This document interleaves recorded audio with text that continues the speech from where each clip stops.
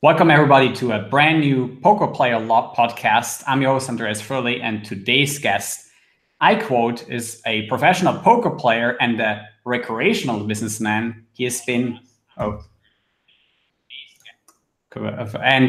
he has been in poker for over a decade as a professional player. Has been one of the biggest winners in online poker. He's won over $6.5 million in online poker and cash games in filtered poker alone. Won three bracelets as the World Series of Poker, and has made over hundreds of videos on poker sites. Recently, of course, on his own poker coaching site, Runitonce, and now is more well known for his quest on raising two babies, Spencer and Runitonce Poker. Welcome to the podcast, Phil Galfond. Yeah, thank you for having me, Andreas. Good to be here. And thank you for the intro. Yeah, I'm happy to have you here on the podcast. Now, the first question I always want to ask people is, what is your poker story? What has been happening in the last 15 years? How did you get into poker, and how did you transition from being maybe a recreational poker player to professional to now having multiple businesses in poker? All right, so I'll try to keep it short, which is not something I'm very good at. But I started playing poker.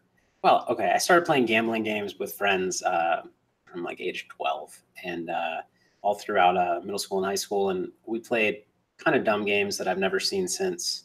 And I wasn't particularly good. I was probably better than average of our group of friends, but didn't take it seriously. And then it wasn't until I was, in college, a friend of mine, I actually wasn't playing at all, but a friend of mine that I used to play with, he had won $30,000 or something in a tournament on Party Poker, and reached out to me. He said, Phil, I think, I've been studying the game a little bit. I've read some books. I think you'd be pretty good at this. Just, give it a shot. And so I did. And I don't even know, how long I'd consider myself recreational. I started taking it kind of seriously right away. I picked up some books. And then one of them was Hold'em Poker for Advanced Players, 2+2 book. And then I found the 2+2 forums, and pretty quickly was paying attention. I was still, of course, not a winning player just yet, but I started playing sit and goes, like $10 and $20 sit and goes with a $100 bankroll, which is ill-advised. But I soon learned that. And yeah, I think pretty quickly, probably within a few months, I think I was probably break even in those games, theoretically. And soon after that was winning. Obviously, the games were a lot less tough. This is 2003 or 2004 than they are today. And I played sit and goes for a year and a half. At that point, I turned 21. I went out to Vegas, played some World Series events, and then I started playing cash games. So a lot of my friends were playing cash games, the people I'd met through 2+2, and spent the summer with in Las Vegas. And so, yeah, from there, I kind of did I was playing 5-10, no limit, and did a lot of shot taking, including I'd play 5-10 as my regular game and then play 51, lose, go back to 5-10. And I kind of did that back and forth for a while until one of them stuck. And then all of a sudden I was, a 5,100, 100, 200 player. So yeah, I played online cash games most of my career. And at some point, a long time ago now, switched to PLO. I was playing both no limit and PLO for a while, but quickly fell in love with PLO, as many of us do. Yeah. When did the transition happen to PLO, like roughly in terms of? It was about, I think, I want to say about 2006 or 7 that I started playing it. And it's earlier than that, 2000. Yeah, probably 2006 that I started. And by 2008, I was like half, probably. And then by 2010, I was all PLO pretty much. At 2009, probably all PLO pretty much. And, I always felt like I was pretty good at no limit, but PLO clicked a lot more with me for some reason. Not quite sure why that was, but yeah, I always really enjoyed it and played the nosebleeds on full tilt for a really long time. Obviously, full tilt went down, and then played on stars for a while. But yeah, mostly PLO. I've dabbled in mixed games. The only other game I think I'm kind of decent in is Deuce to 7. but the rest of the games I'm pretty terrible. And yeah, that's been doing that as far as, well, was doing that. Started a training site, as you mentioned, Run It Once, quite a while ago now, 6 years plus. And before that, you made a lot of other coaching videos for other companies, right? So yep, I made videos for a long time for Blue Fire Poker, and before that, I made one for Card Runners. That was my first kind of taste of video making. Card Runners, the OG training site, and which is actually where I learned PLO in the first place. But yeah, then this quest to start Runitoncepoker has been in the making for several years, although we just launched under a month ago. And it started, a lot of people have a lot of bad things to say about PokerStars lately. And the impetus for this was not so much like negativity towards them, but it was came out of fear that a lot of the decisions that they were making, and they held a monopoly and still, hold a relative monopoly, although less so now in the online poker world. They were making a lot of decisions that led me to believe that their company values it really had nothing to do with the long-term health of online poker as we knew it. And I got very worried about the future of online poker. And out of that fear was the idea for Runitoncepoker was born, with, the goal of being obviously we'd love to be super successful, but the goal of being a viable alternative that keeps online poker the way that we knew it, although certainly with some differences, as you know, but keeps the heart of online poker a game of skill, a beatable game of skill, alive. And the idea of being in a position to have some control over that was really exciting for me, and that's what led us here. Yeah, basically, you have a much bigger why than as a poker player, because it gave you so much in your career, and like being able to play this for a living. And so you didn't want this game that you loved so much or so love to be just basically be gone from online or the online world altogether, and just be basically a game that's played in casinos. Yeah, I think a lot of people are think like, oh, they're raising the rake, that's annoying, and they added this game, that's annoying. But I really, those things that's one thing. But yeah, I definitely feared for it being gone entirely in 5 years time, and that's what scared me into doing something crazy and starting a poker site. Yeah, I still remember when I heard about, I was on holidays, I think, and I heard that Runitoncepoker is going to launch, and I had some of these similar thoughts as a professional poker player as well. But obviously I couldn't launch a poker site. But yeah, I had these similar thoughts about PokerStars as well, raising the rake all the time, and mainly cutting down the bottom of the snake.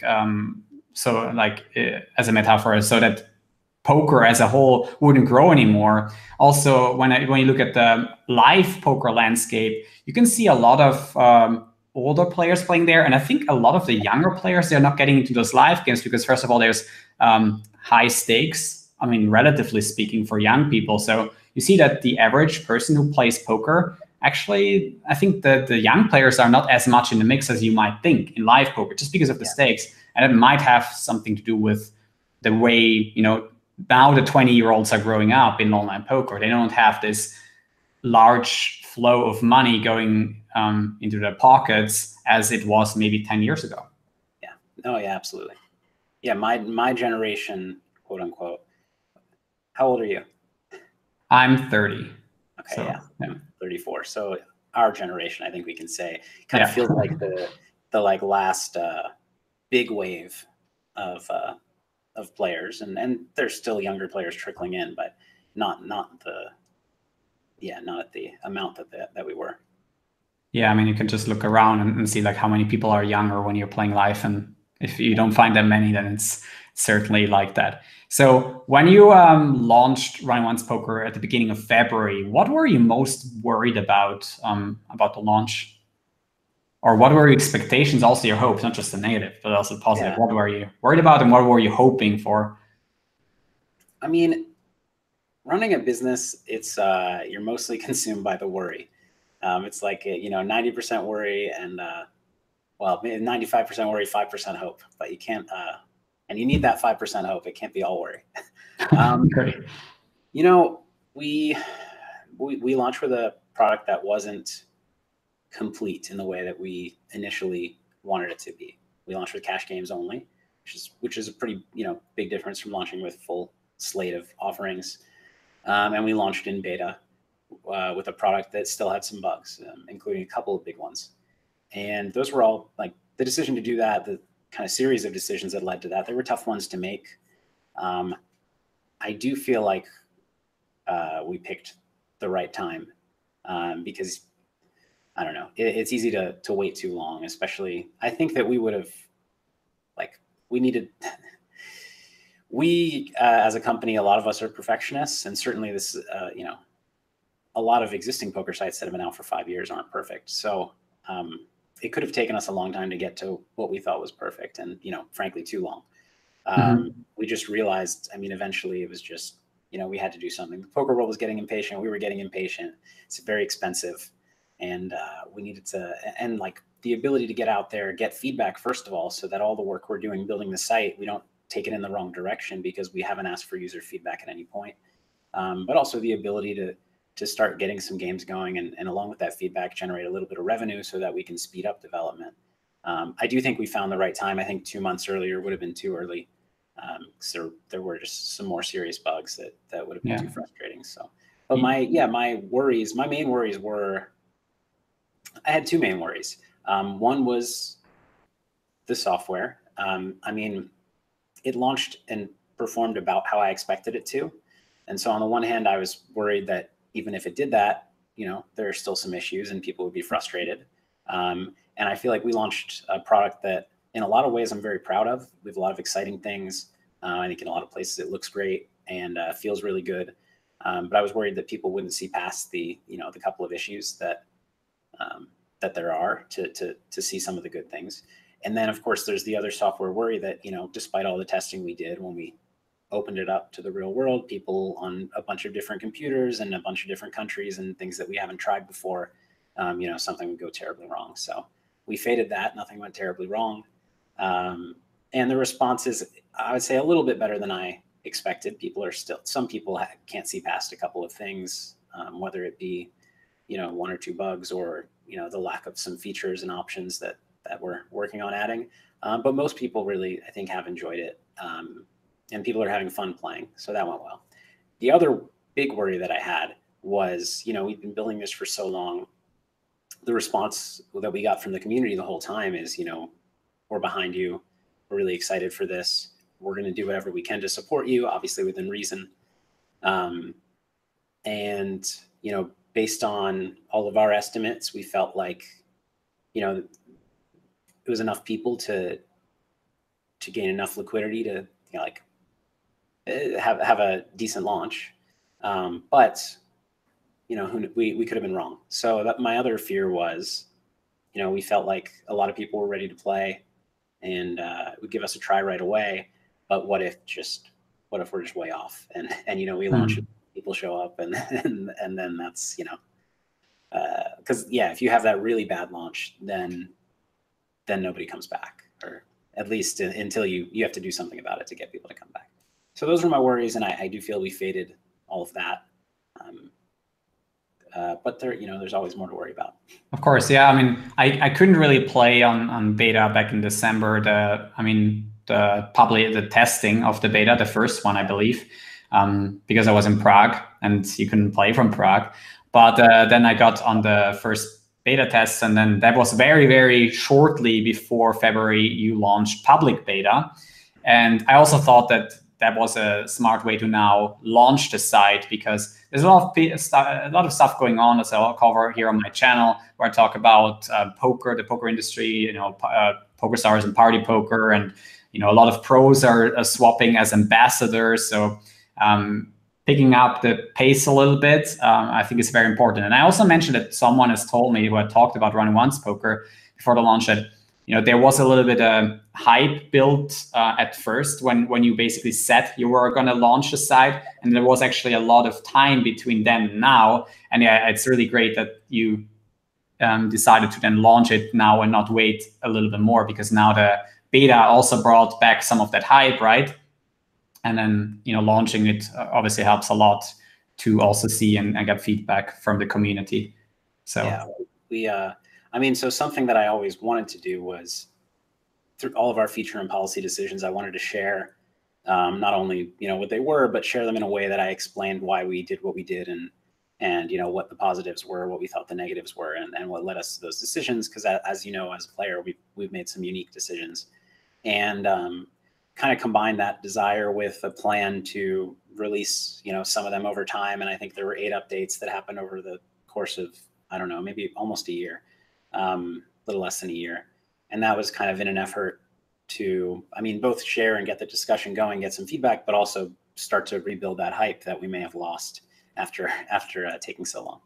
Mm-hmm. Yeah, of course. The players will get to know also, one of the recent decisions was also that you allowed streamers like me to promote Runitoncepoker and get additional Rakeback that way, which I think is a great idea for the word of mouth to spread around the poker industry, online poker industry, and people will get to know through the streamers, which has been a thing for about 3 years, a lot more about the site. Yeah, if you did read my post, yeah, it wasn't even our idea. It was a Runitonce training pro, Elias, who suggested the idea, which we loved and enacted. And yeah, I really liked it because it just it opens it up, and especially because we set our first level so low in terms of requirements, it opens it up for a lot of people who want to get started streaming to actually earn something. Because as you mentioned, Party Poker signing a bunch of streamers now that used to be with Stars. There are things moving, but the people that just want to start streaming are not going to get a Party Poker deal. It may be quite a while or forever until they get that to pay off. And so I really like that we open this up to anybody who wants to try streaming. And I think a lot of people find, actually, a lot of the people that have started have just found that they really enjoy it.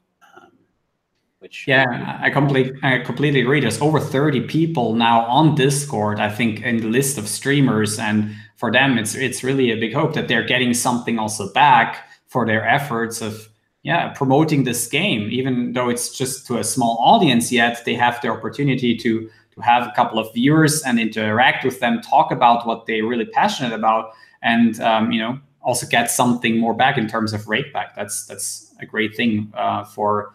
Yeah, there's new streamers, of course. So would you say that the streamer program had an impact on you deciding to play on Runitonce, or? I would have played regardless on Runitonce, but it certainly has, of course, some additional incentives, right? But I would have played on the side regardless as well. But I'm sure that all in all, it keeps also the volume is pretty important at first. So it keeps people coming back at a more consistent rate when you're working towards those goals of streaming 200 hours of watch time, 2,000, 8,000, and so on and so forth, because that also has an effect, of course, on your bottom line when you're playing for longer, for a month, for instance. Yeah, for sure. Yeah, I'm thankful to Elias for the idea. Yeah, there's a lot of promotions also going on Runitoncepoker, and just gonna mention a few of them. There's been a Big Bluff Wednesday, and then there's rumors that a guy called Galfond giving away money on Runitoncepoker on a couple of individual days with some different tweaks where people have to submit hand histories that they've played on the site, and then the best of them that meet the criteria gets picked. And that was all basically then documented on Discord, we could say, right? Yeah, I think he's run 6 of those so far. It was like a Big Bluff Wednesday, Crazy Call Down Friday, Fun Play Sunday, and then he did it for 2 weeks. And apparently now he's thinking of some other ones. But this is, for people watching who haven't been on our Discord, this is like one of the ultimate ways to support Runitonce, because this is not us. He's giving away, this is a person who's not us. Who's just decided to help Runitonce and do something fun by giving away quite a bit of money. I think he's probably given away, I don't know, probably 10,000 euro in 2 weeks, I think. Yeah, which is awesome. And we're running some promos of our own, but this was totally not us. And I think he says he's in the lab thinking of some more promotions. Cool. Also, guys, if you want to check out all the links, they're going to be in the description below, so you can find the Discord where you can ask Phil and the team a lot of questions, and also a lot of mods in there. I'm more than happy to help you out with some questions that you have for Runitoncepoker. And yeah, your playing experience. If you have some feedback, share it there as well. As all going to be in the description below. And yeah, also about promotions in general, this week there's a special promotion because it's mid-stakes week and it's for No Limit Hold'em. I'm not 100% sure if I remember the stakes correctly, but I think between NL20 and NL 200, 100. Sorry. Yeah, go ahead. Yeah. It's NL 50 and NL 500. So it's first of all, what we did was add NL 50 and NL 200, which were not added previously. We started with staggered stakes, and we've been adding them based on demand. As you know, in PLO, we haven't added. We actually added 4 PLO and then took it back away because it wasn't running. I'd really like to add some more PLO stakes, but we need some more bodies there in the lobby first. But there was demand for NL 50 and NL 200, especially NL 50. And so we decided to launch those together and make it just a full week of getting people to play at mid-stakes NL and rewarding them for it. So we are running a Super Splash, which we've run. I don't know how much I should introduce. Splash the Pot is the way that we distribute our rewards. And perhaps we could talk about that separately. But anyways, money's thrown into the pot, and it's how players get their rewards. What we've done in previous days, we've done a Super Splash at an individual stake for like 6 hours. I think we've done that twice now, first at NL 500 and then at PL 200, PLO 200. And then so basically during that time, we splash more often, and normally it equates to 51% rakeback. During these Super Splashes, it equated to 80%. This week, what we're doing is we lowered it from 80% to 70%, but it's at 4 different stakes and for 7 days instead of 6 hours. So it is quite a bit of extra splashing. And our intention is, I think we have a lot of people. Well, what we noticed when we launched 4 PLO and 10 NL, which we launched both after launch, not a lot of people played either, which especially was interesting for 10 NL because 4 NL was big and 20 NL was big, but they were just skipping 10 because I think the people who wanted to play 10 when we launched without it, they just didn't show up. And so then we did launch it. I don't know. The people used to playing 20 just stayed there. The people used to playing 4 stayed there, and the new people didn't come back. So when we launched 50 and 200, we really wanted to give people that push. And first of all, raise awareness like, hey guys, 50 NL is here. If you were waiting for that, come on over. 200 NL is here. If you're waiting for that, come on over. And don't wait because this week you're getting a lot more rewards and it'll be a lot more fun. And I think we'll, push a lot more liquidity there. So trying to really like kick them off. Yeah, I think I can talk from my own experience, whether it's online or in live casinos. Like starting a game is a really important aspect always. And yeah, when I look at the lobbies as well, there are sometimes I see, okay, there's 16 entries, and if I add on my entries, yeah, maybe the action keeps up. Or the same can go, of course, for PLO 200. And I think that those same thoughts everyone has. But if nobody actually starts sitting down at the tables, then yeah, how is the action really kicking up? And that's why also I answered one of your tweets and said, maybe one of those happy hours where just you have 1 hour where you have already some data gathered that people would show up, then to just have some extra incentives for like 60 minutes and have people join the table so that everyone actually knows when people are supposed to show up. Like in live casinos, it's also, I play some live poker in Switzerland. Yeah, the time's clear. At 8 p.m., you got to show up. And then you get a seat guaranteed. Otherwise, you might be on the wait list for 2 hours. So everyone knows what's up, when to show up, and then that's how the games get started. So yeah, no, I love that idea, and I think we'll do something like that. We long story short, it's it's easier, just like it takes a lot more work right now to do shorter promos from a technical perspective. But I think in our next build that we release, that will be fixed, and then we can start to do kind of shorter term, quicker promotions like that. And I really like that idea a lot. Yeah, I can imagine technically, you cannot just switch off the software and relaunch it again with a little twist, that is probably going to be a little bit difficult. Also, when it comes to promotions or more spreading the word in live poker, is there anything coming up in the recent, or especially now with the World Series coming up in 3 months, that you think about? Even though I know the US players won't be able to play on Runitoncepoker, but there's going to be a lot of European players, maybe Canadian players coming around, some maybe Southern American players. So is there something that you guys are planning about to do something in Vegas this year at the World Series?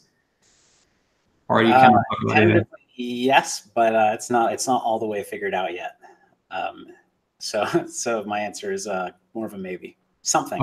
Okay, sure. And then the second question will be like, what can we players do except for like streaming and promoting Runitoncepoker, letting our poker friends know that there's an option to play in Runitoncepoker? What do you think are some ideas that, yeah, I mean, spread the word, of course, but is there some specific ones that you? Yeah. Thank you for asking that, because I mean, a lot of players do want to help, but don't know how. I think that it actually, I mean, obviously streaming helps a lot. I think that one thing that is really underrated for people who want to help is actual just like manual recruiting, like tell 3 friends.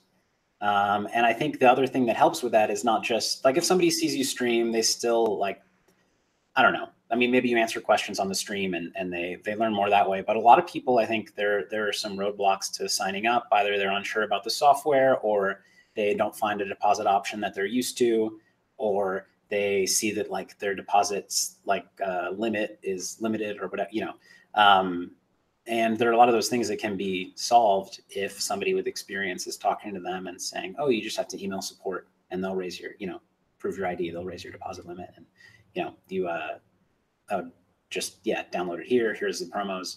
They're just things that I think get accomplished very well in a one-on-one scenario with somebody who has experience. And so I actually think that does quite a bit is actually just, playing on the site and then telling a friend, hey, you should try this out, and let me know if you have any questions. And of course, like you said, in our Discord, you can people can show up there if they have any questions, and we're happy to help.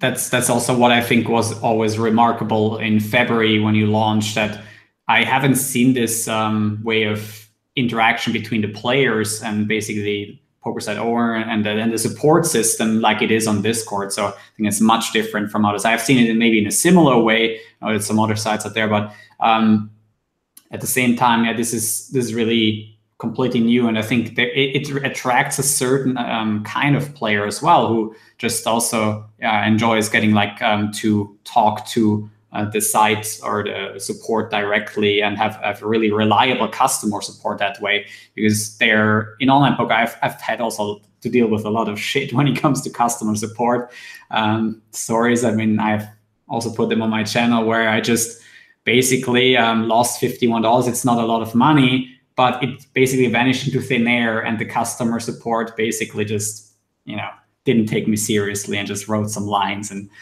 tell me what? Was that a major site or one of the? Yeah, that was 888 actually. And I was just, I don't know what they were thinking, but they phrased it as, you played a lot of poker today, sir, or something like that. And I was like, what? Really? And even their Excel file that they sent me together with Hold'em Manager showed clearly that difference, that money wasn't there anymore. So yeah, I mean, that just makes you not want to come back to the site like ever. So there's like a worlds in between that. Yeah, I'm surprised it was 888, but like, not everybody has a great support experience with a bunch of sites, but it's really like the non-major sites that I just hear so many horror stories of people like, oh, your account's closed, your money's gone, and you can't really talk to anybody. So those are scary. So come to Discord. We'll talk to you. Absolutely. But yeah, like you said, I mean, taking a step back, our biggest challenge right now is that I think there are a lot of people. This is part of our goal with Mid-Stakes Week at NL. There are a lot of people who are willing to play and actually like want to move most or all of their play to run at once, but they're waiting for the games to run consistently, and it's catch-22 because for the games to run consistently, we need those people. And if they all just showed up tomorrow, then the games would run, I think, consistently at a lot of the stakes. But it's tough, you know. What it's hard to when a lot of players want to support us, and you say, "What can players do?" It's hard to ask people to like, look, sacrifice some of your EV and you know, try to get games going on our site. When if you didn't do that, you could have, you know, 6 tables running consistently on PokerStars or whatever. And so I don't want to ask people to make sacrifices, you know. But things like spreading the word and you know, when it is, you know, neutral EV or plus EV, or you can see an opportunity to get on there and have some fun, then yeah, those are ways to help. Yeah, I also see that, you know, asking people that would only work like short term, but long term, it's really about, yeah, people are going to come back if the games are already running consistently and whatnot. So yep. Also, what a lot of people have been asking me on my stream is that one question: is Runitoncepoker too tough? Is it only Rakes playing there, only streamers?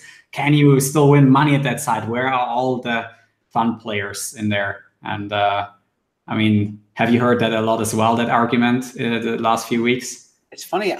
So it's really like the only thing I heard for 3 years before we launched. It was just like, as soon as we announced it, there was a lot of positivity, and then there was all of that. Games are going to be too tough. Games are going to be too tough.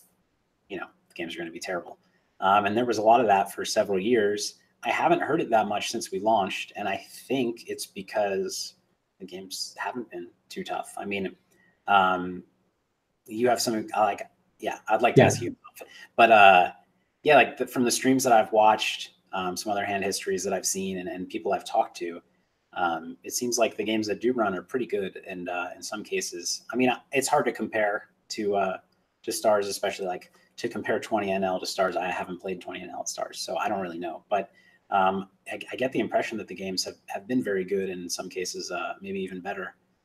But certainly like competing in terms of quality. It might change week to week. I don't know. But what has your experience been?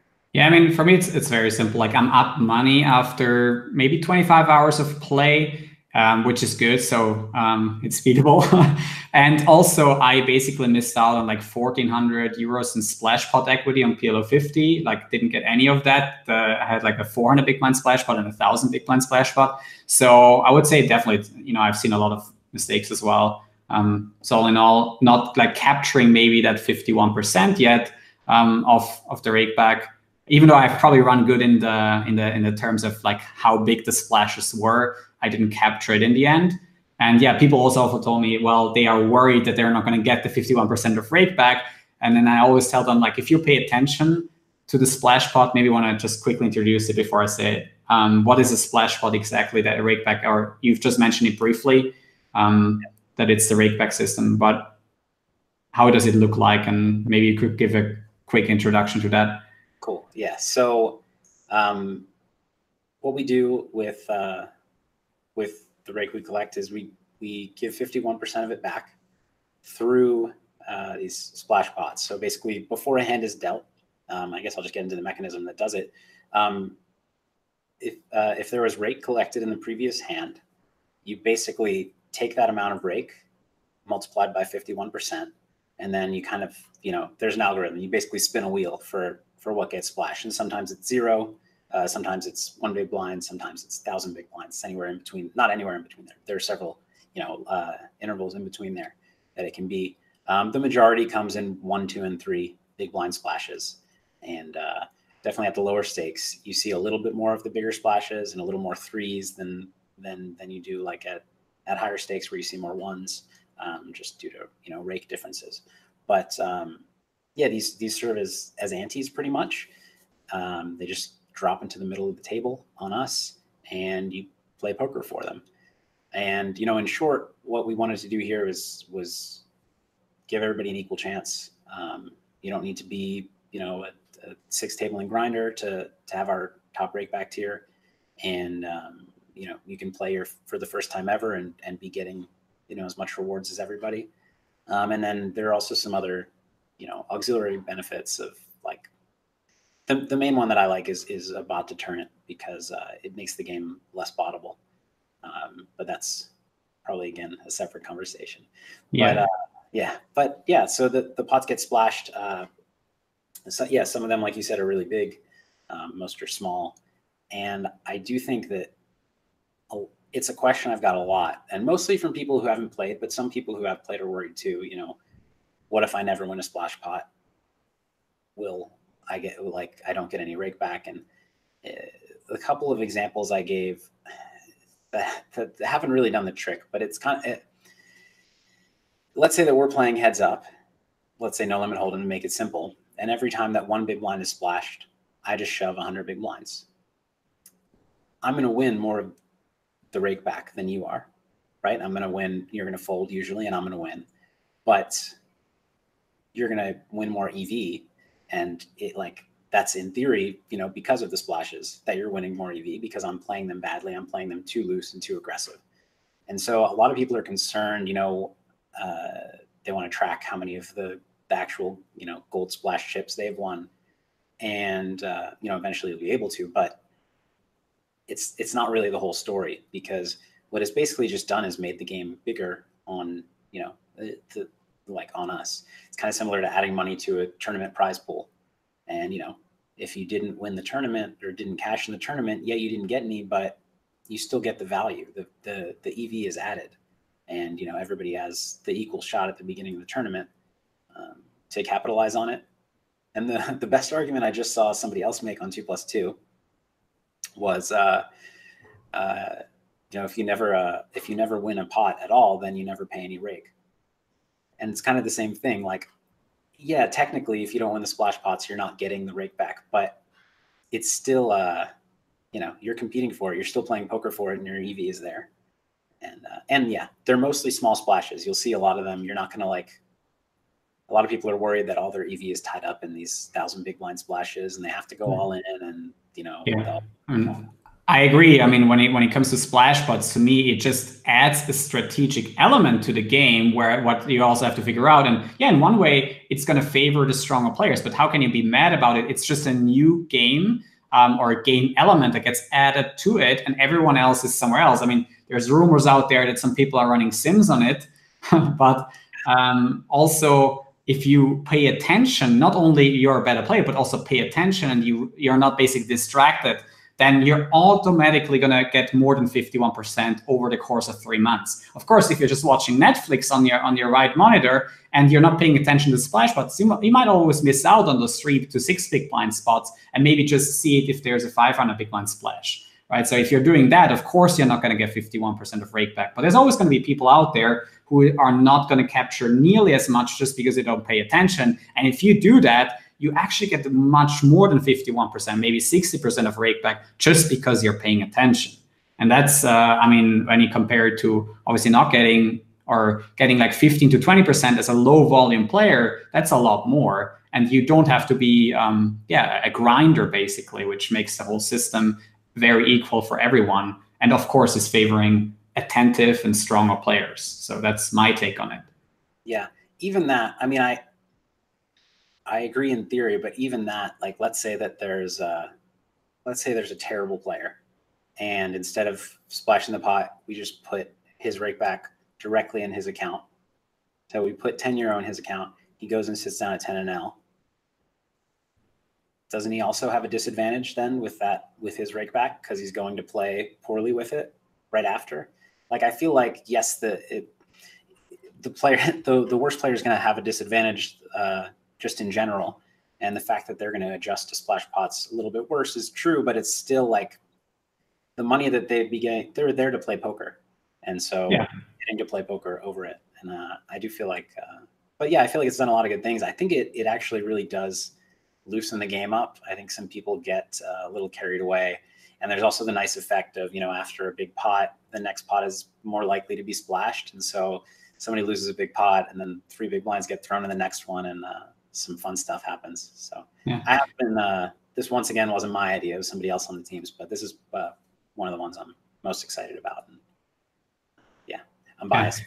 And also just very connected to that, Runitoncepoker actually solves not only one but also two problems when it comes to people's fears. And the one is that you already mentioned, the bots. I see so many comments on Facebook groups with 10, 15, 20,000 members that they're so worried about online poker. They're just going to play live poker because online poker is rigged and there are bots and whatnot. So Runitoncepoker with the splash bots has a system that is helping to prevent bots. Like, can you just quickly maybe explain that? Why should Splashbot prevent bots?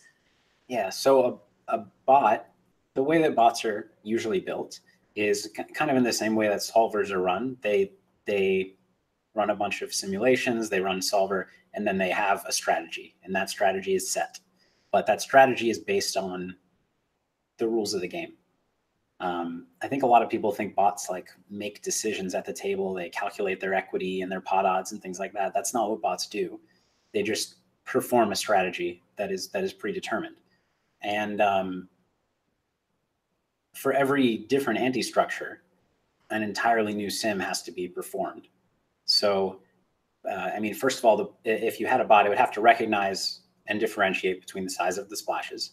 But you'd need a different one for one big blind. You need a different one for 2 big blinds, for 3 big blinds, for 5, for 7, etc.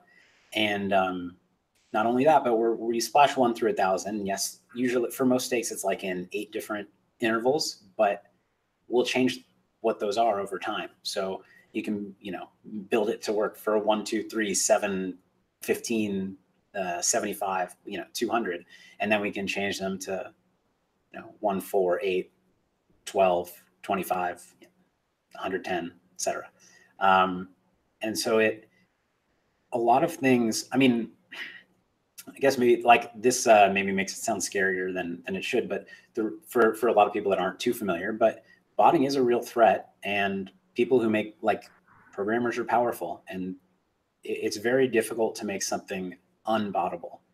But I think what we've done through this and some of our other features and policies is we've made our site much more annoying and much more difficult to bot than other sites, and we'll continue to make changes to make it continue to be annoying, and of course we'll try to detect them as well. Well, we have a fraud team, and we analyze the stats, and we do all the stuff that you're supposed to do as well. But I think really prevention and annoyance is the main weapon here. That just if you're out there and you're a bot maker, Runitonce shouldn't be the site that you try. Yes, and of course, also it's always about financial incentives and how much the stakes are, etc. Like how expensive also will be at first. Now, like Runitonce for like a now wouldn't be targeted also because of the stakes that are running, and then later on it has all these measurements of how to prevent these bots from operating at a normal pace, or just being able to have an impact on the game. So, and the second problem that I see also with a lot of issues for online players is they think that they're gonna get outsmarted by poker HUDs. They think that all these professional players, they just have them all figured out, and they just have no chance because of these HUDs. So that is also what Runitoncepoker has fixed. With dynamic avatars. Yep. So we don't allow HUDs. And once again, just simply stating that you don't allow HUDs is not enough, because like the programmers can try to do things to get around it. I'm actually, as a side note, PokerStars made some announcements lately about banning some charts and seeding scripts as well. And I think those are great things, but I'm actually very curious to see how they enforce that, because I worry that those things are really difficult to enforce if done well. And that's what we try to avoid, is unenforceable rules. Yeah, but I'm really curious to see what they do, because the charts that they're trying to ban, I would like to as well, but I don't really see how you can effectively do it when these are charts people are pulling up on a website. I don't know if they're going to read every website that you visit on your computer, or I don't know.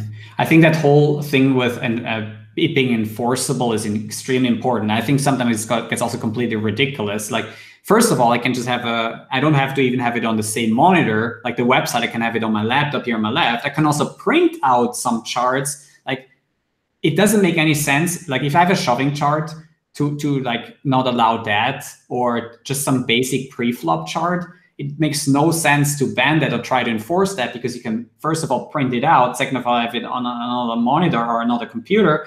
And then, yeah, I mean, who are you going to punish for that, and how are you going to detect it, and how are you going to be strictly doing that? I've also criticized another poker site for basically not allowing you to have Hold'em Manager on while you're playing on PokerStars on their site. And that's a complete joke. Like, they banned me for 5 days. And I basically told them, look, first of all, I was streaming. I was even having your site on stream. And then I was playing on PokerStars. The HUD is not the point. I don't use an extra program to have the HUD from Hold'em Manager being put on those other tables. So that's like what most people do. I think they get like a programmer, get Hold'em Manager or something, and then they just make it so it cracks the work that it does, and that it's going to be displaced on this new site, right? That doesn't display a HUD naturally. Yeah. So yeah, it is. Like you said, there are programmers that are building things like that. So the way that we enforce our no HUD policy is actually a lot through prevention, and actually what you said earlier, which is reducing like the risk reward, or the EV, because we first of all have anonymous tables, so you don't have a database of hands against an opponent, which makes your HUD less valuable. Second of all, we have dynamic avatars. What those are is your opponent's going to have an avatar, each of them, and when that's working, which it's mostly working now. We had a couple of bugs early where avatars wouldn't show up. But anyways, your opponent has an avatar, and their expression is going to change based on how they play. And on our website, you can find exactly what stats are used and how to determine those categories. But what that does is give all players, including players who never would have used a HUD or don't know anything about them, the ability to learn a little bit about their opponents. And it's based on pre-flop stats, which are the ones that, like, where most of the value is in a HUD on an anonymous site, because it just takes too long to learn what somebody's turn check raise is with any confidence. If you've played 250 hands with them, even at a 6 max table, it's just not worth anything. So we took the stats that are worth the most, display them in a fun way, and a way that people can understand. And in addition, again, to we'll do what other sites do, and block programs that would show a HUD on our site, and enforce, like, penalize people who try to use them. But yeah, a lot of it is through reducing the value of trying in the first place. Yeah, and also when I think about a poker HUD in PLO, for instance, like, there's these basic stats that you have that are useful on a sample of 200 hands and below. There's even a lot of more stats that are getting relevant with 500,000, 2,000 hands, which with anonymity of the game shouldn't be even an issue anymore. So I think the main advantage I have over somebody who plays like roughly not too many hands, maybe 30% of starting hands, also on the micro stakes where maybe should be tighter, then I see maybe that in the VPIP stat and pre-flop raise, and maybe from the positional ones. But there's so much variance to that there's really not so much use to having a HUD on like 200 hands, I think. So I think the worries are a little bit too exaggerated. And it takes some time for those to have a lot of value. And the other thing is, I mean, first of all, I have no ethical issues with HUDs on sites that allow them. I love playing with the HUD. I think it makes the game really interesting. I love battling a tough player, and over a bunch of hands, and looking at their turn check raise stat and their fold to delay c bet and all the, and building a counter strategy. There's nothing wrong with HUDs, but I think that for a number of reasons, it was better for us to go this route, and I think it's better for the games to go this route and the longevity of poker. And there are other things besides HUDs that kind of come along with HUDs that you can't stop, like database sharing and data mining. You can buy 100,000 hands on another player, which you can't do on Run It Once because there's no history on your opponents. So, yeah, there are always more things that come along with it that are difficult to stop. Yeah, great. Let's go on a little bit with the ecosystem of poker, because I've also played a bankroll challenge in microstakes PL on Stars recently, and I'm not done yet. I basically got into the position of microstakes players playing a ton of volume and then having to deal with a lot of rake in a game where the edges are really small. You also have a different position on raking games differently, right? Do you mean like game types or stakes? Yes, game types and also Yeah. stakes, but that's So more types.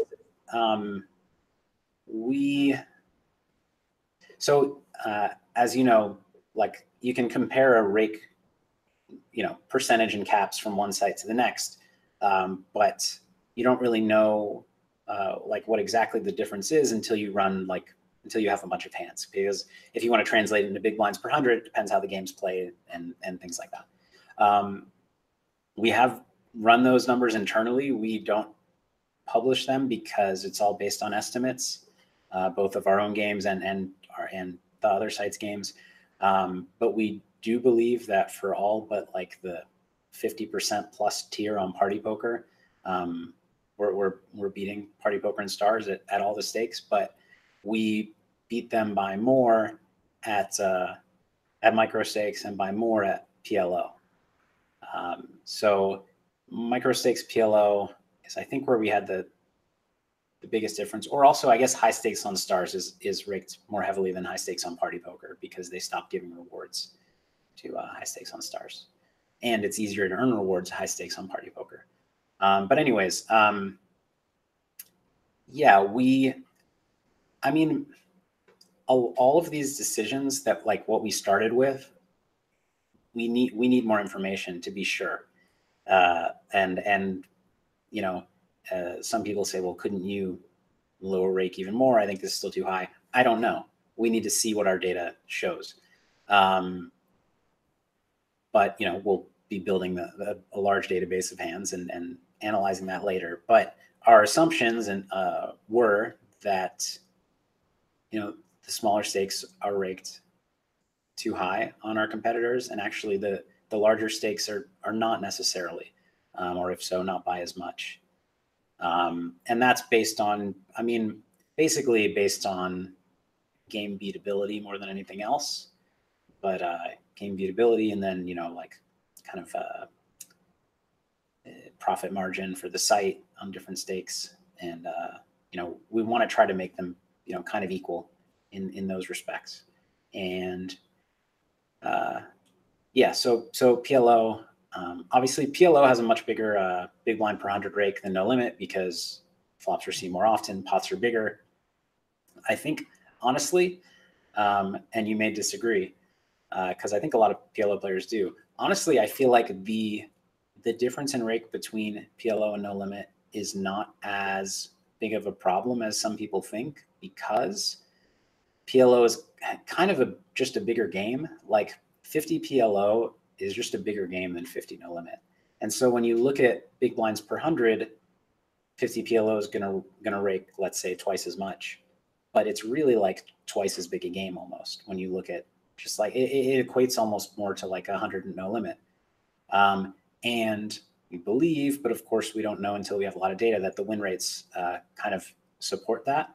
That said, like we actually lowered rake at micro PLO a little bit more than we thought we should, because I love PLO, and I know that the PLO community feels underrepresented and unheard. And so we kind of gave them more of the benefit of the doubt before we had all the data to be sure of it. We wanted to try and lower the rake there a bit more. Well, to my understanding, PLO with the big blinds per 100 rake being much higher will have lower win rates, not only because of the equities running closer, but it's mainly about the win rates that you can build also per hand, or how many hands you can play in a day. I think, for example, Zoom Stars, if you play a lot of No Limit Hold'em hands, you get in so many more hands, and maybe PLO plays bigger, and that's why you can win bigger pots from someone else, or potentially a weaker player, but the player will always have a lot of equity no matter what. And what I also found out, I basically ran a lot of database filters on micro stakes and mid stakes, because I played tons of hands on both limits on Stars.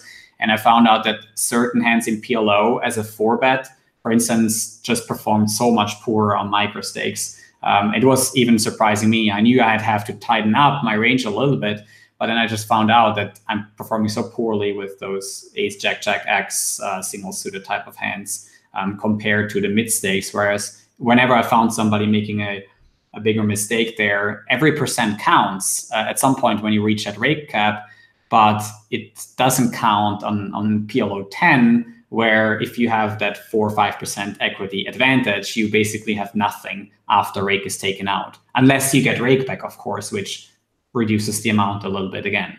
So that's like my take on rake on micro stakes on PLO. Yeah. No, it definitely makes sense, especially when a lot of action goes in pre at PLO. But we did, I think again, I think on Joey's podcast, I threw out a couple of these and my team wasn't thrilled, but I'll just do it again anyways. But unofficially, I think that at like 50 PLO and below, we estimate we're beating Stars and Party by like 38%, 40%. And I think we used like if you played 10K hands a month on Stars and Party in terms of calculating like the Rakeback amount, the rewards you would get. Of course, Stars, we don't really know because their reward system is more opaque. We don't really know what percentage you get based on what, but kind of based on publicly available information. So we are, almost 40% is a pretty big difference. And I hope that it is making a lot of difference for the players. But we'll look. And once we have enough data, make sure that we feel, people are winning with healthy win rates and go from there. Yeah. How do you feel about PLO as a health of PLO as a game for the future? How bright is the future in your opinion in PLO? You've also played 25K recently, right? In Vegas. Yeah. Well, if the 25K PLO in Vegas was any indication, PLO is going to be healthy for a while. Shots fired. It was, those tournaments, everybody wants, a lot of no-limit players are just playing because they want the title, and, they're fantastic players, but it's, different. I think PLO, look, every game is going to get tougher over time, and then new games that are more complex will show up and become.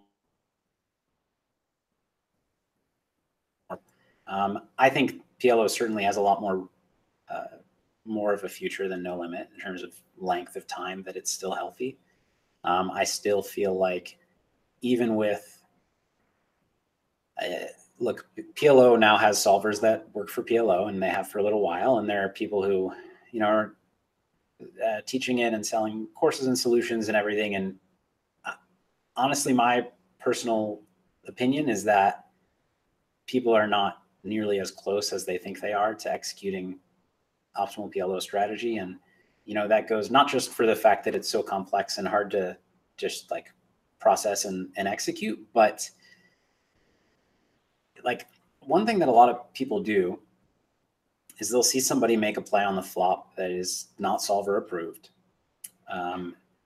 And they'll like have their flop c-bet strategy pretty close, like obviously simplified based on a solver.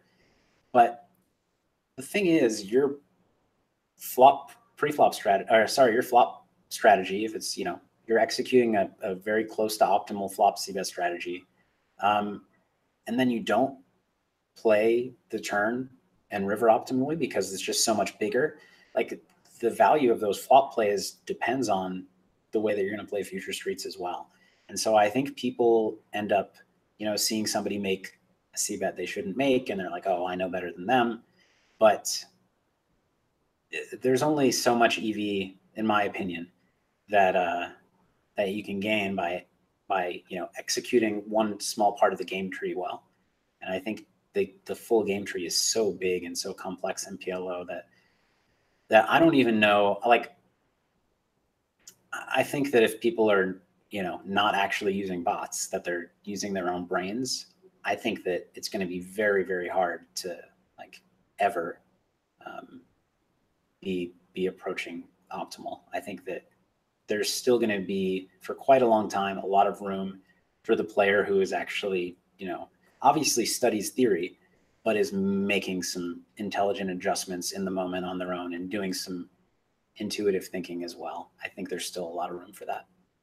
Yeah, I couldn't agree more. In PO, like the complexity to me is also so high, and I see so many things that I've learned or seen, but then either forgot or couldn't appropriately, implement it in my own game, and just had to find a simplification that I was happy enough with to go with for now, and then maybe add on more complexity later on in the game. And a lot of that has also been happening in the limit, where people just range bet 33%.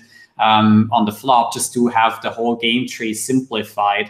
And I think similar things are happening in PLO on the flop. But then, in PLO, it's even more relevant, I think, to have certain blockers that are going to serve as future blockers on turns and rivers that, without really applying the max pressure on all streets, your flop EV doesn't really transition to these future streets. So we're a long time still before people, or a lot of people, are going to make all these improvements basically on that regard. So then it's only a question, in my opinion, of Rake, how much additional edge has to be created by the players so the games are still beatable. So that's basically what I see online. And in live poker, I have similar feelings, but on much lower stakes than 25K. But I've seen a lot of stuff, let's put it that way. Yeah. So, PLO is healthy, but I completely agree with everything you said, and I do think that I know I mentioned that we'll be looking at our data and adjusting Rake accordingly, but I think that's something not just like you get the data for the first time and set the right levels, but I think Rake needs to be adjusted over time because it is related to win rates and achievable win rates, and that changes over time. Yeah. Now, let's move on to also managing Phil life. That's what I call the following questions is, you rated, I saw one of your tweets, you rated your ability to keep up with all the work. Did you maybe also mean, your private responsibilities? 1 in 10. How's that so low? What would you have made? How would 10-10 look like in your life? Oh, wow. Well, 10-10 would involve me playing poker, which, there's no time for. I played that one tournament, but otherwise haven't played. I don't know. We have our YouTube channel, which I would like to be making content for, based especially like reviewing some hands that have been played on Runitoncepoker. I think that'll be really good. I just every day never get around to it. I'm trying to write my next post. Like we had those 8 posts pre-launch, but I'm trying to do some post-launch updates as well. I haven't gotten around to it. There are just, every day there are so many things that I would like to look into. When you're running, like when you have a company that's operational, there are so many elements that could take all of my attention and like it still be productive. Like looking into just design and even just like bug testing or prioritizing, like reviewing the priority of the bug board, reviewing the priority of what features go in next. And actually, like that's an area I do pay a lot of attention to. But then marketing, I think marketing is something that I'm personally not that great at, but if I spent a lot of time working on it, I think that I could be pretty good. But I don't know, I end up kind of like, pitching in ideas when I can. And I'm definitely not using my own social media effectively. I'm just like, anytime there's a new promo, I tweet it out, and then I look back and I'm like, oh, my last 4 days have been all just promo tweets, and it's going to annoy people. And I don't really use Instagram very much at all, but I should. I don't use Facebook, and I should. Like, there are a lot of things that I should be doing that I could add value to the company, but there are just always fires to put out. There's always something to pay attention to, and the time gets away from you. Yeah, I as I also do a little bit of social media, I also have listened to Gary Vee's Crushing It, where he talks about how to, put all these social media channels together. And even back then, I think he talked about Snapchat, and I was like, no, I'm not going to do that. And LinkedIn and all of that, like, there's just so much to do this whole abundance of like whatever you can do to push your brand forward and just basically put out content out there, it's just so incredible. You'll never get done. It's basically a 24/7 job. And then you still want to play a lot of poker. It's actually something that I can quite relate to, just probably on another level.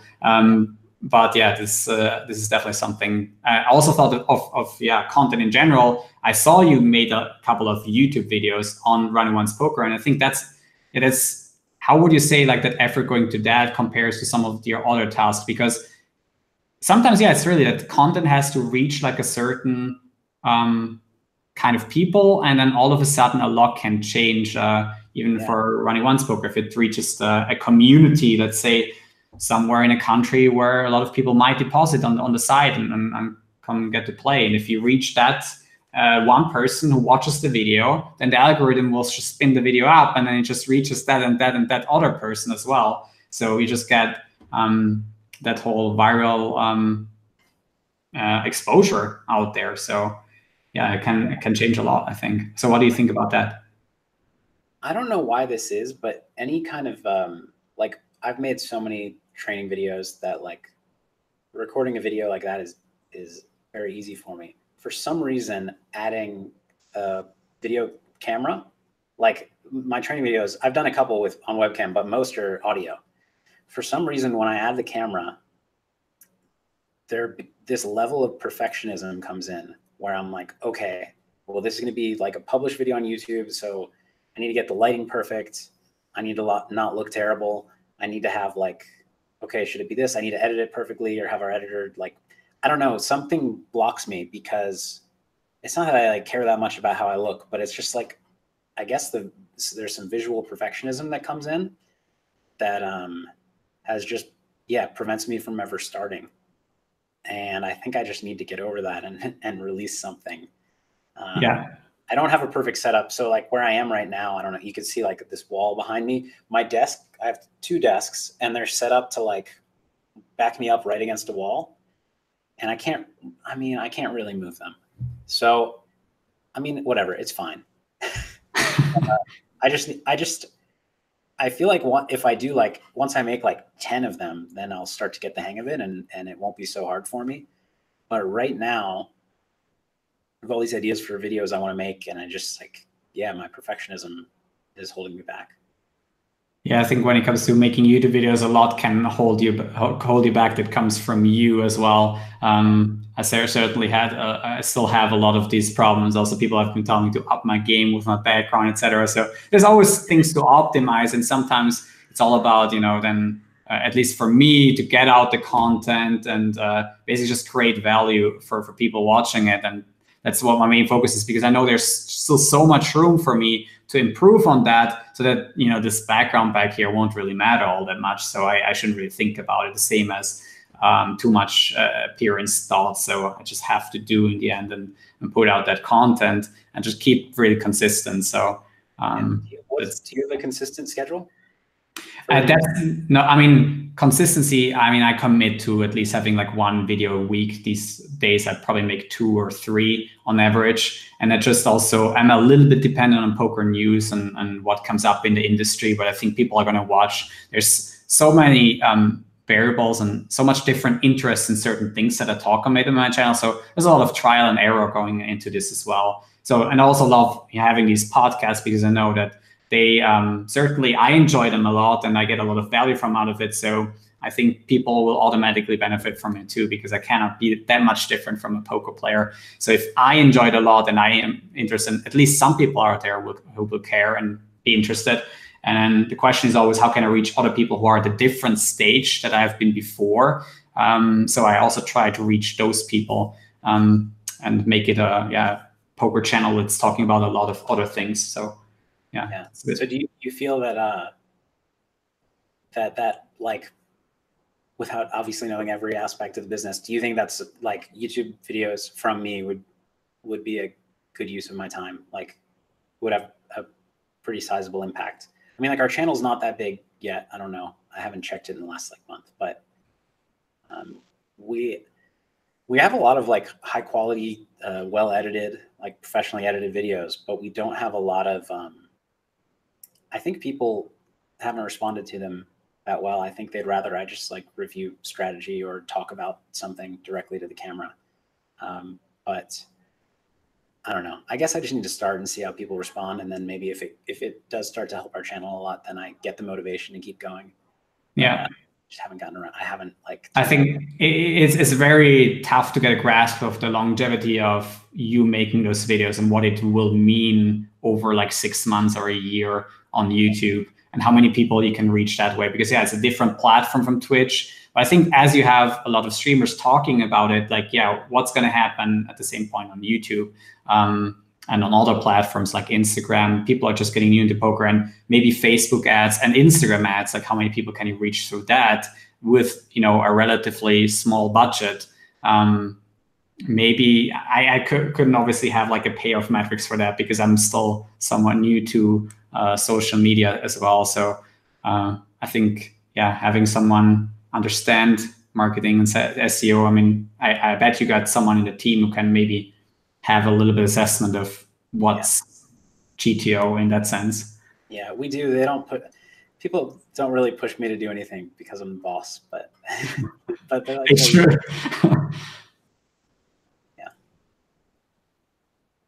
Yeah, I am in a weird position where like I am like, yeah, there are so many things that I could be doing for the company and be a part of and be in charge of, but I'm also, there are a lot of people that could review review like the next features and decide what goes next. There are a lot of people that can do like social media marketing, but I'm the only one that can make a video like by me, you know? And so I do think probably I need to be putting more focus into that and, you know, leaving the other things in good hands when I have to choose one or the other. But it's hard. You mentioned, yeah. You also mentioned before the stream, just before we started going live, that you wake up around 4 a.m. because Spencer is waking you up. So how much time do you still find spending time with the kid and afterwards getting your work done? Like, are you happy with that? Or, yeah, I mean, obviously you cannot have it all sometimes. So I'm pretty happy with it. I think right now the main sacrifice has been more time with my wife, because we've had to like kind of, you know, take shifts. And I mean, he's 2 months old almost. Or I guess he's 2 months old. Yeah. But his schedules every day are changing. So, or every week. So, but lately it's been a lot of like taking different shifts. I've been waking up at 4 and basically, yeah, taking care of him for at least like 4 hours until I start some work.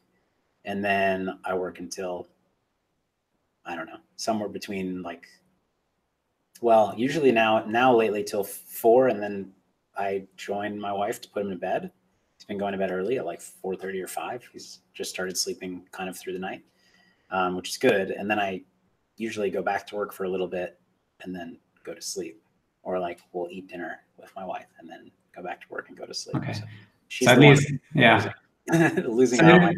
There's at least some consistencies, like eating dinner together, but you don't have like that, you know, a lot of times what I hear from couples that, you know, when out of 2, there's a third individual, then, you know, you have something like a date night. So you're not having that like one specific thing that you commit to. You're not doing that.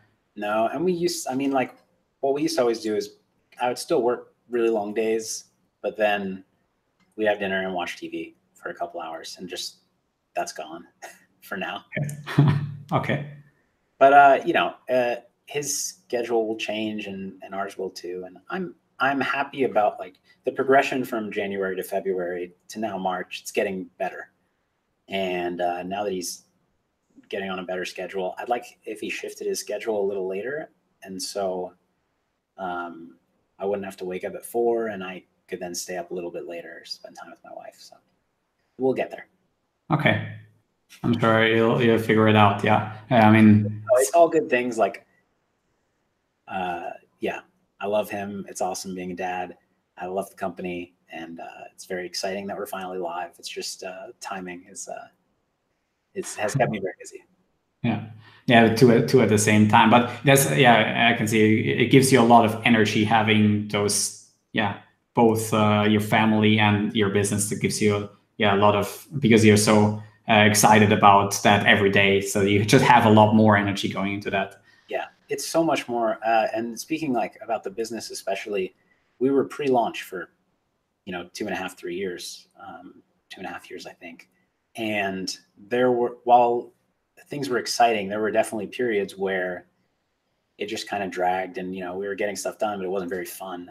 Like there was work to do, but it wasn't very fun for long periods of time.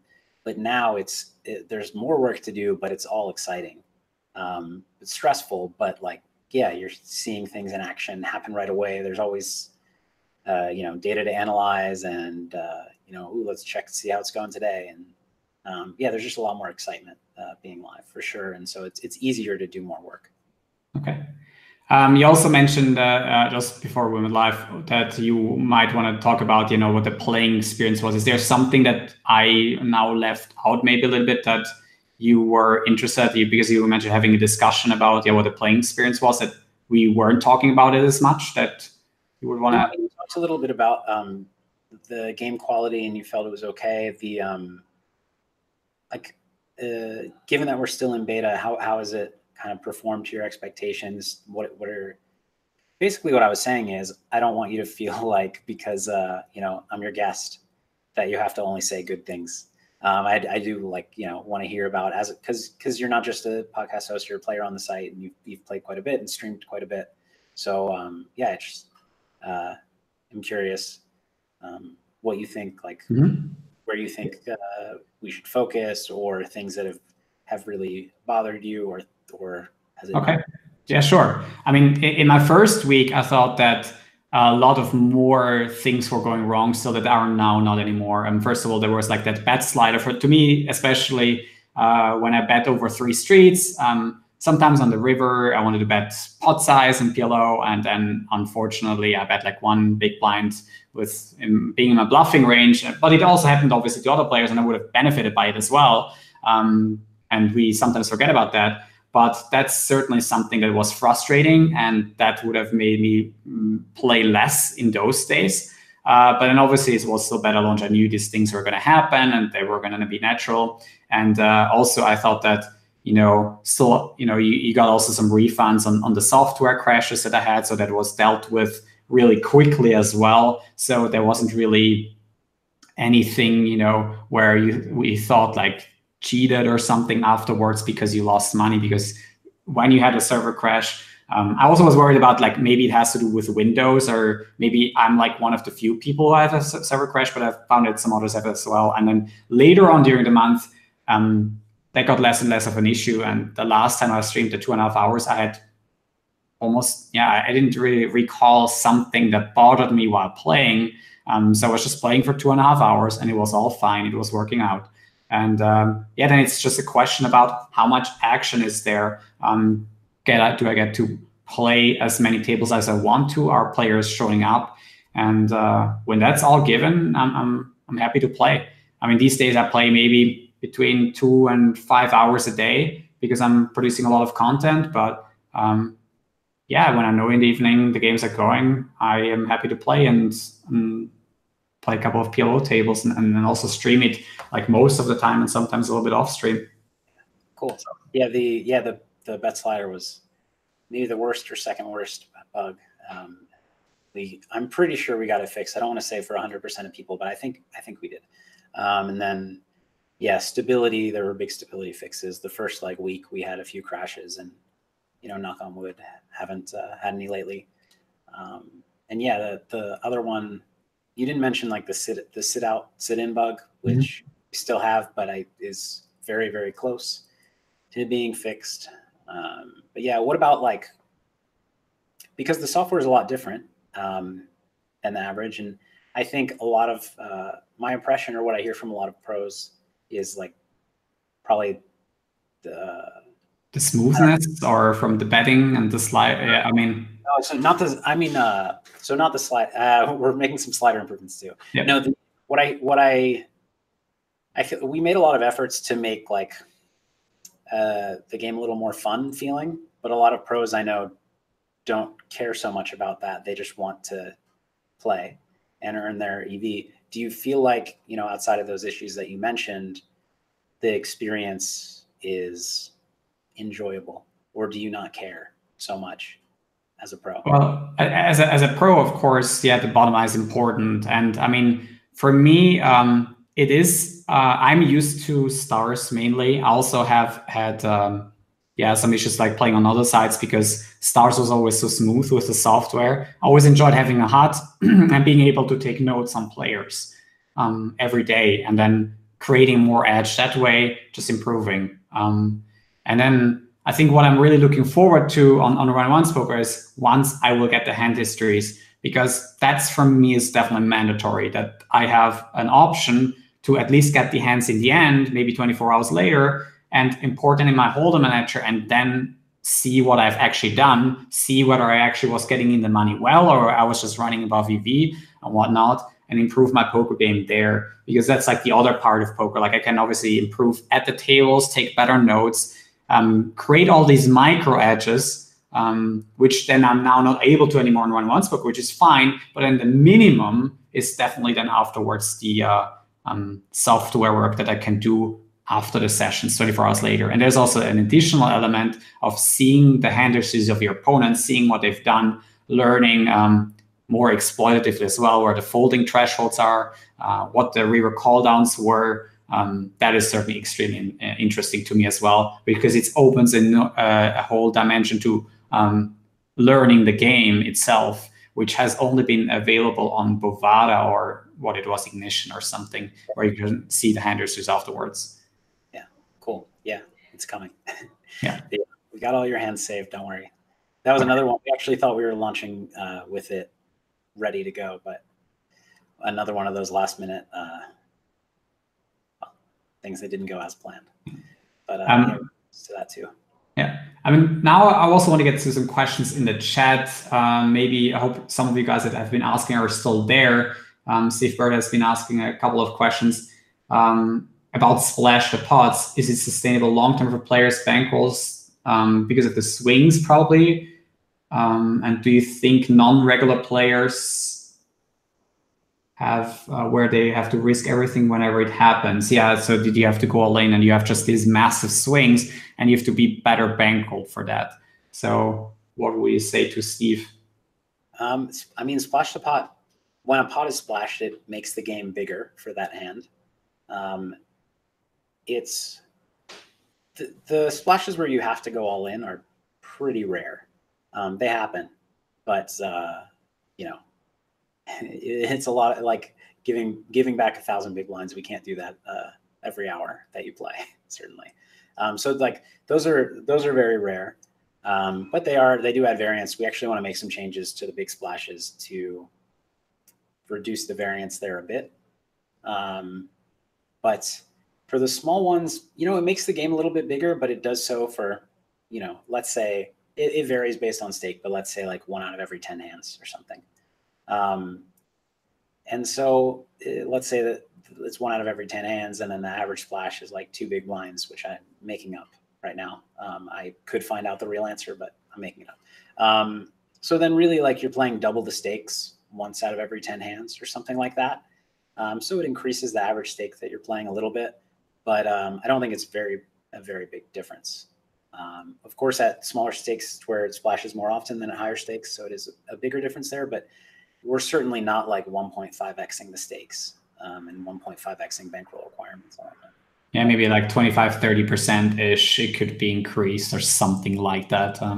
Even now, I'd be pushing it a little in my just really rough estimation, but yeah, definitely. Yeah, somewhat for sure. You would maybe need, you know, somewhat of a larger bankroll than if it wasn't. Yeah. Also, K70W says, was there any thoughts on making some kind of monthly subscriber system instead of Rake? I would say I don't think so, because of the also way people are programmed. Like they wouldn't really sign up for that anyway, because if you put the same price, people would probably not pay that. Yeah, no, the people that would sign up are the people who, you know, play 50,000 hands a month, and then everybody else would be like, no, I don't want to pay whatever it is, €300 a month to play poker, or Yeah, some people want to play 15 minutes, so you cannot really offer them the same deal. So that will never work in poker that way. I think the current system is there for a reason. And Matthias says the biggest issue he has is to be forced not to rebuys while not being incentivized playing deep. So the whole red folding thing, for example, in PLO, it's a huge disadvantage playing 200-300 big ones deep. So you basically start hidden running people. Getting up and then rejoining the tables because of the splash pot, so that he's a bit worried about. Yeah, it's we kind of were, I think, feel like between a rock and a hard place there. We started by only allowing 100 big blind buy-in, which is something I very much like, and that prevents joining with a short stack, but you are incentivized a little bit to leave if you've built up a really big stack. I mean, you're incentivized anyways, but more so because of splash the pot. It's tough because what we really wanted to avoid was so the way that our seating algorithm works, it tries to seat you where you left. So you leave a table, it tries to put you back there if it can, before putting you at a different table when you join the pool. Mm-hmm. And what we wanted to avoid is, especially for recreational players, you leave a table with 300 big blinds and you want to go join 2 tables. But either you get put right back at the same table and you can't, or you go to another table, buy in for 100, then get put at the first table and it won't let you buy in because now you need 300 big blinds to buy back in. If we do what other sites do. Get that, yeah. Mm-hmm. So the fact that we have the automated seating, it made the situation difficult. And there's perhaps some things like we could explore finding some kind of compromises, but all of the we basically, for right now, it was a binary decision. Do we allow them to come back with 100 big blinds, or do we make them come back with what they left with? And so for those reasons, we went with preserving the experience of the recreational player. We also need to decide if we want to discourage rat holing, like give people warnings if they're doing it excessively, and that's I think. And then a more complex, perhaps we can refactor the seeding algorithm so that it tries to avoid that scenario. And then we do put back those restrictions, but anything like that's going to be a longer development time. And so for right now, we had that binary decision and we went with allowing you to come back with 100 big blinds. If we had 40 big blind buy-in, then I would have gone the other way because it's just way too tilting to have somebody leave with 400 big blinds and come back with 40 or something. But I felt like at 100, it's still there's still enough play. Yeah, I agree. Did you also consider having a cap on, let's say the splash is 100 bigs or bigger, or 50 big blinds are bigger, because at that point, PLO thresholds would have you shove 90% or whatever of your range. Would you then think about capping the amount that every player gets to put in, so everyone gets a chance of not having to put in 100 or too much money? Yeah, I mean, I think that's something that we could do as potentially a stopgap solution if it's quicker. But what I want to do is something kind of more similar to a PokerStars milestone hands, where the hand gets played, or I actually don't even know if they just run the board out or whatever. Maybe you have to, but whatever it is, not all the money goes to the winner, and the other players get some money back. So I'd like to make it so on 1,000 big blind splash, nobody's losing. Okay. But it is going to take some time to implement that. Yeah, I think that's pretty cool. If this, let's say the splash denominations of 200 or bigger, that you have a small percentage being distributed. So maybe also 500 or bigger or something. Yeah. Yeah, and you can just run out the board even without people putting money in potentially, and then just distribute it. Because I mean, I think that variance is good for the game, and I do think that people having to risk their stack, it ends up being quote unquote good for the game. It livens the game up, but it creates more losing experiences. 5 out of the 6 people are usually gonna have losing experiences there, and so I do want to try to avoid that when I think that's an upgrade that we want to make for sure. Yeah, I had the debate with a live player that, sometimes people do these live flips where they say at the beginning of the game, all right, let's flip all for 100. And then you can obviously also increase that amount. And then basically what happens is everyone's tilt except for the winner. And then the game really gets going. And then it's really a question whether the winner then can get up and leave, or has to even leave, because there's maybe 10 people and you want to play 9-handed. You can have one player leave and then all of the other players play. But then the one player who leaves is actually out money and everyone's stuck. And then everyone has a bad experience, but the game's obviously good. Like, the more, as we all know in pot limit Omaha, when people are stuck, then the game's on. And even though that's a bad experience, like for the game and for the action, it's actually good when people have a bad experience. And that's a little bit, yeah. That's what's tricky as a poker site operator. Like, as a player, I play in some games where there is a round of flips pretty frequently. And as a player, I like it. It's good.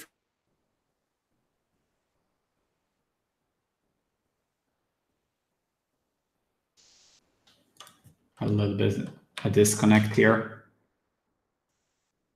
Game. Yeah, I just lost you there for a second. Okay. Yeah. I'll repeat what I said, or?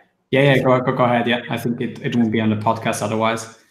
Okay, cool. So yeah, I play in a game where there's a flip round every so often, and as a player, I like it because it livens up the game, and it's actually funny because the way everybody, it's like a 10 big blind flip for everybody, and they made a rule that if you want to flip again, you just have to put in 11 big blinds, and everybody else puts in 10. And the time after that, it's 12 and 13 and 14. And sometimes we end up flipping for quite a while because somebody just wants to keep flipping. But it's EV, right? At that point, it's high variance. It's pretty insane, I would say. Especially, I would assume that was the 3K, 6K. No, maybe it was like the 500 1K or something. Yeah. 501, yeah. But yeah. So anyways, as a player, I really like it. I think it's good for the game.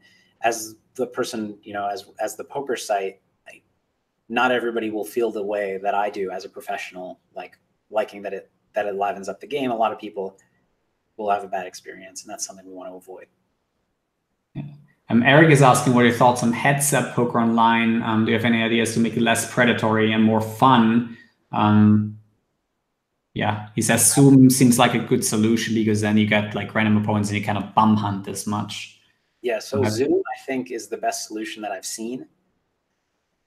I'd like to think of something better, but we haven't. Like, we have unique ideas for high stakes games. We have unique ideas for sit and goes and MTTs, but heads up is one that we keep trying to think about and not coming up with anything that we're very happy with. I love playing heads up in its like non-Zoom form. It's pretty bad. It's really predatory. It's bad for a poker site. It's bad for recreational players. And so heads up in its regular form, I don't think that will add. Heads up Zoom, possibly. I would like to add heads up some new innovation, but we haven't thought of it yet. Just something that something that adds more fun, incentivizes more action, so that not everybody's bum hunting. We haven't found the idea yet, though. So maybe it's not there. Maybe heads up Zoom is the best idea that there is. I don't know. Yeah. Nizzy Play says, is Rio aware that GG Poker has copied the splash bots? I assume, and maybe I want to rephrase the question, that is, are you worried that people are going to copy concepts like some of these, let's say, 4th, 5th tiers, or not tier, but like the sites on ranks 4 to 10 right now, that they're going to just copy some of what you're doing, or because of like the splash pots? Yeah, it's definitely a fear, which is part of why, I saved that announcement for last, and why we haven't talked about MTTs or sit and goes yet, or high stakes, until we're ready to launch them. It's kind of, inevitable. And especially these bigger sites with bigger budgets and bigger development teams than us, they're going to, like, if we announced our MTT plans now, they'd probably, if they like the idea, would do it before we did. But it's just kind of is what it is. I mean, right, Full Tilt invented Zoom, and then everybody did it. And was it Winamax invented Spin and Goes, and then everybody did it. So it's just, it just happens. And especially with something like Splash the Pot, which I think has some benefits for the game as a whole. being like, well, making the game less solved for humans and for bots. You know, it's a good thing for the poker world if some of our ideas that I think are good for poker get copied, and so I can't be too upset by it. Yeah, I agree that these extra things that are added to the game are great. And to me also, what it comes to like efforts for poker sites, I think what you can add is also in general, and what I thought a lot of people were after is also a little bit of prestige. I do think one of the other advantages in being around for a decade or longer that PokerStars has is maybe losing now a little bit because of the whole criticism of what they've done in rake changes, is the prestige of scoops and titles like that. But I think that declined a little bit, but that was for a long time. I remember 3-4 years ago, like I was in for these, winning the leaderboard of like mid-stakes scoop tournaments. You have this mixed stakes leaderboard and you wanted to go for that extra title. I think something like that on the long run. Maybe that is what you're thinking about for tournaments, but I'm sure, or like cash game leaderboards or cash game rallies or something like that. On the long run, when the site gets bigger, is also something that can create a lot of hype.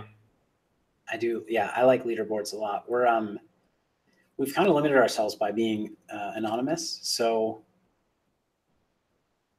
well, we have to just do things a little differently. We have to ask if people want us to disclose their name or have like an alias if we want to do a leaderboard system. But yeah, I do like leaderboards for sure.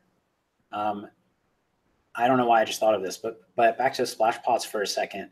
Do you have an opinion on whether splash pots at PLO would be better if they did not count towards the pot? I do think they should be counted towards the pot. You do? I would think it's fun to have it sometimes the other way around for some limited time, but I do think that they should be added to the pot. I do think that, it would be interesting, of course, because it changes the whole game tree when everyone, let's say in a 50 big blind splash pot, can get in for 3.5 big blinds, and you basically have not to fold to a 3-bet ever.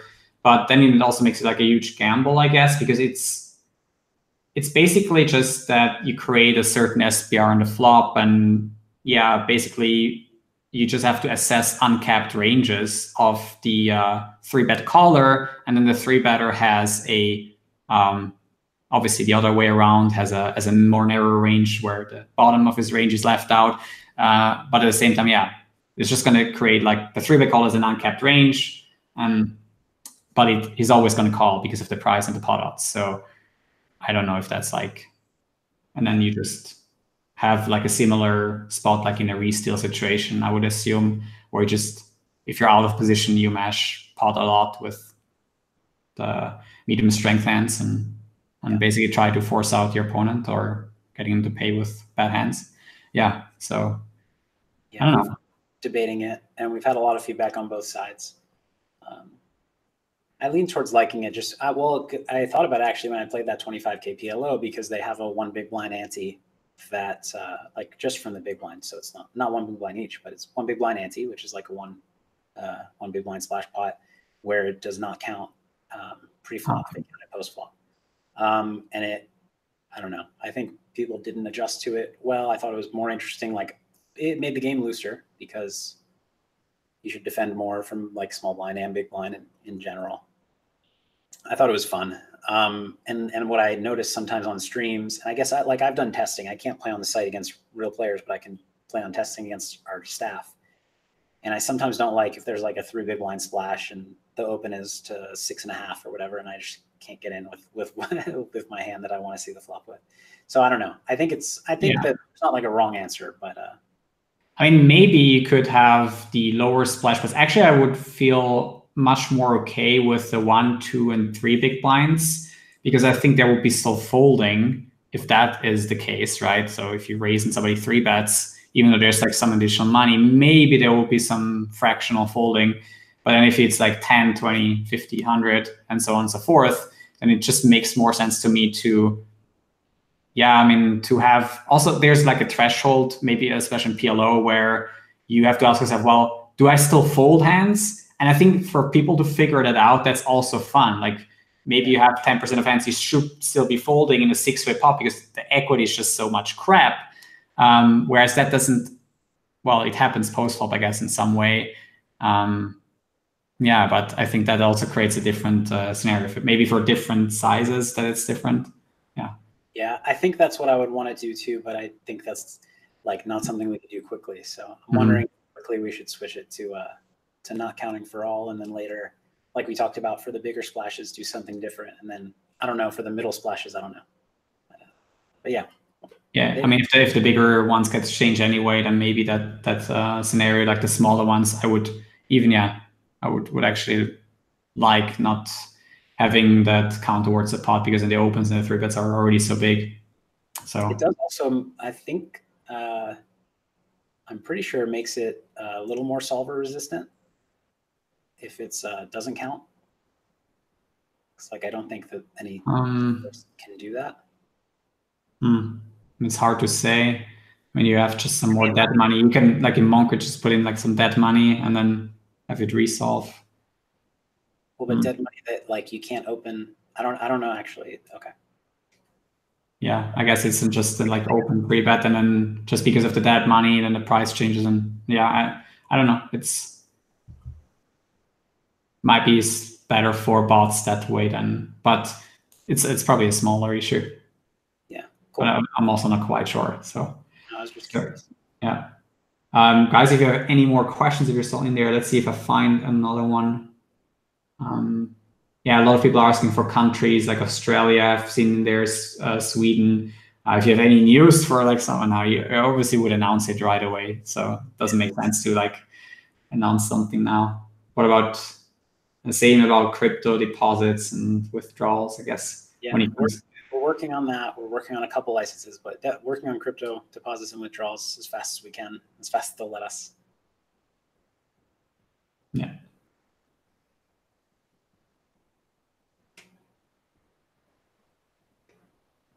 Let's see if I have something else at the beginning, maybe.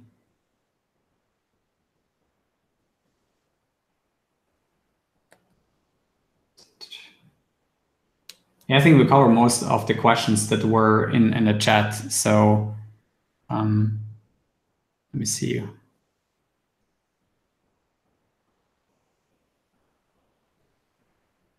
Yeah, I actually want to thank you for joining the podcast today. Thank you very much, Phil. And if maybe Rulas, there's one more.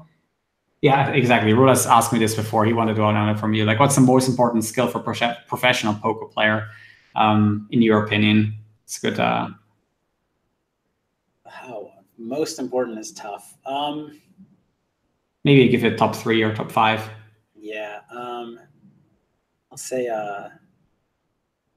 logic, self-awareness, and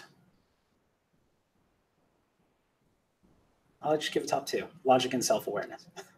Okay, there you have it. If you want to make a poker pro, like, you also can find a series on my YouTube channel. If you're here, if you're new here, check out my playlist. There's a series about how to become a poker pro, and now you get 2 more. So, yeah, thank you guys. Thank you guys for tuning in today to this podcast. This will be on iTunes and also on Anchor on my podcast list. And thank you to you, Phil, for joining my podcast. I hope you had fun. Thanks for streaming. Run it once. Yeah, hope you guys see you there at the tables. Thanks.